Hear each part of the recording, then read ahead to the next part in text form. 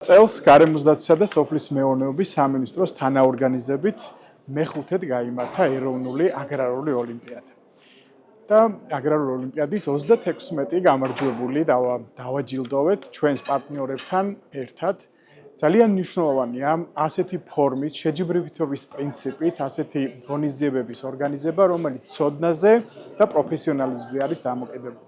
განსაკუთრებით ისეთი დარგების მიმართულებით, რომლებიც დეფიციტურია დღეს საქართველოში და დღეს მოხარული ვარ, რომ ამ ოლიმპიადის მონაწილეები იყვნენ როგორც აგრარული ისეთი დეფიციტური დარგის წარმომადგენლები, როგორებიც არიან მაგალითად ვეტერინარები, ასევე ღვინის ტექნოლოგები, სურსათის ტექნოლოგები, ტყის მიმართულების სპეციალისტები და აგრონომები. ჩვენ ვფიქრობთ, რომ ამ ღონისძიებით ხელს უწყობთ საქართველოში სოფლის მეურნეობის სექტორის განვითარებას, მის პოპულარიზაციას, ახალგაზრდობის დაინტერესებას დარგით და მათ ჩართულობას, გასაკვირველია კვალიფიციური ექსპერტების მოძიებას და ზოგადად განათლების ხელშეწყობას ამ სექტორში. სწორედ კვალიფიციური ადამიანური რესურსები არის ის ძალა, რომელიცაც მოაქვს ინოვაციები, ახალი ტექნოლოგიები, რაც შემდგომში აჩენს ახალ შესაძლებლობებს,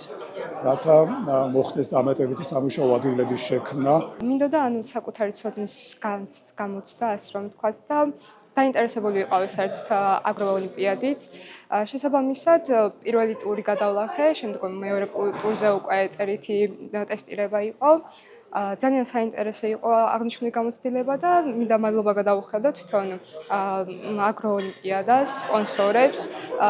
ძალიან დიდი мотиваცია არის ეს თვითონ სტუდენტებისთვის, იმიტომ რომ თვითონ აგრარული სექტორი ძალიან მნიშვნელოვანი არის საქართველოსთვის და ჩემი აზრით ეს ძალიან ბევრს ნიშნავს თითოეული სტუდენტისთვის.